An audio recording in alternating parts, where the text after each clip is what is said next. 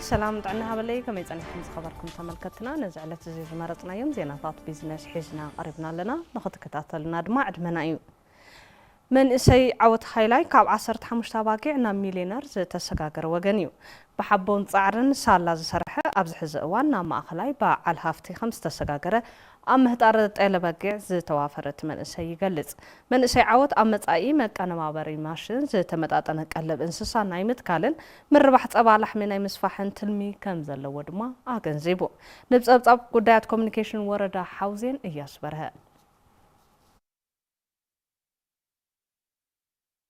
ኣብ ወረዳ ሐውዜን ጣብያ ደብረ ህይወት ሓደ ተስፋ ዘይቆርጽን ቢጻሩ ዝኣምንን መንሰይ የሎም እዚ መንሰይ ዓወት ሃይላይ ይባሃል ዓወት ስሙ ጥራሕ ዘይኮነስ ናይ ግብሪ ስሙ ምዃኑውን ዘመስከረ ኣብ ክንዲ ስደት ኣብ ዓዱ ሰሪሑ ክልወጥ ዝመረጸ ሩኢ ኣብነት ትጉህ መንሰይ ምዃኑ ይንገረሉ መንሰይ ዓወት ጉዕዙ ዝጀመረ ካብ ቤተሰቡን ካብ ለቃሕ ብዝረኸቦ 100,000 ብር መበገሲ ካፒታል 15 ኣባጊዕ ብምዕዳግ ናብ ስራሕ ምህጣር ኣተወ ስደት ሓሲብዎ ከም ዘይፈልጥ ዝዛረብ ዓወት ኣብ ከባቢ ካብ ዘሎ ውሱን ዓቕሚ ተስፋ ከይቆረጽካ ብሓቦን ጻዕርን ምልዋጥ ከም ዝካል ብጽኑዕ ይኣምን ዓወት ስራሕቲ ምህጣር ኣባጊዕ ዘካይደሉ ዘሎ ቦታ ኣብ ዓዲ ወለዱ ኣብ ዝርከብ ጸቢብ ሓጽር እዩ እዚ ቦታ እዚ ካብ ዋና መንገዲ ውጽእ ዝበለ ብምዃኑን ናይ ባዕሉ ዝተመደበሉ ሰፊሕ ቦታ ብዘይምርካቡን ስርሑ ንምስፋሕ ጸገም ኮይኑ ይርከብ ይኹን እምበር እዚ ጸገም እዚ ንዓወት ካብ ጉዕዙኡ ከም ዘየተዓናቅፎ እዩ ዝገልጽ እዚ ኣብ ዓመት 3 ዙር ኣባጊዕ ከም ዘህጥር ዝገለጸ መንእሰይ ዓወት ኣብ ሓደ ዙር ጥራሕ ክሳብ 70 ኣባጊዕ ናብ ዕዳጋ ከም ዘቕርብ ብምግላጽ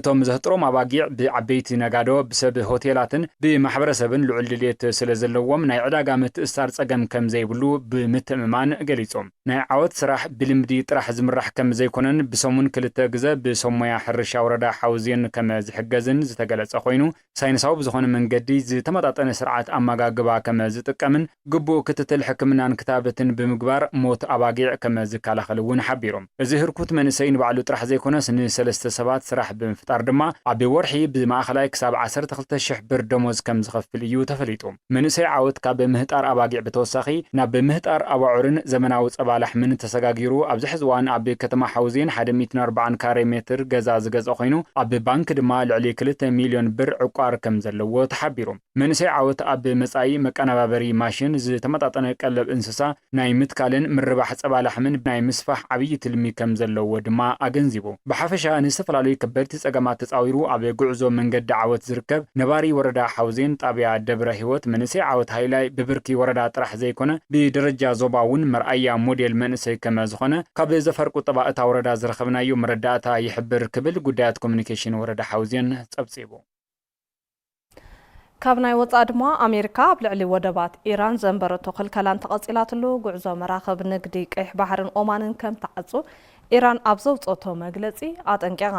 መንግስታዊ ሚድያ ኢራን ማእኸላይ ኮማንድ ሰራዊት እታ ሃገር ብምጥቃስ ከም ዝጸብጽቦ ኣሜሪካ እቲ ክልከላ ብምቕጻል ኣብ ልዕሊ መራኸብ ንግዲ ጽዕነት ነዳድን ዘይምርግጋዕ ትፈጥር እንተኾይና እዚ ተግባር ንጥሕሰት ደው ምባል ተኽሲ ከም ሓደ መበገሲ ጌራ ከም ተቆጽሮ ኣፍሊጣ ኣላ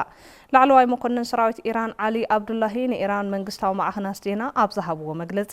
ምክልኻል ሓይሊ እስላማዊት ሪፐብሊክ ኣብ ውሽጢ ባሕሪ ፋርስ ኦማንን ቀይሕ ባሕርን ዝግበር ዝኾነ ይኹን ንግዳዊ ልውውጥ ክቕጽል ኣይትፈቅድን ኢሎም ኣሜሪካን ኢራንን ኣብ መወዳእታ ዝሓለፈ ሰሙን ኣብ ፓኪስታን ዘካየደኦ ድርድር ነቲ ኩናት ደው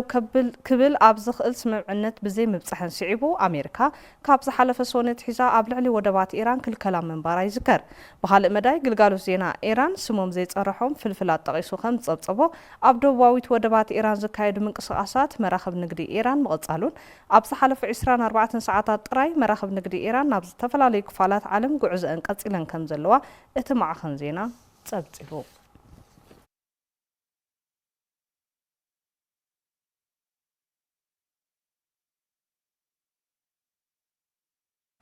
ዝኸበርኩም ተመልከትና ሕዚ ድማ ኩነታት ሸርፍ ወጻእ ዘርኢ ሰደቓ አንጊደ ኣቐዲመ ብዝኽሳናበተኩም ልዋም ገብረ ኪዳን ምሳኹም ጸኒሐ ሰናይ ግዜ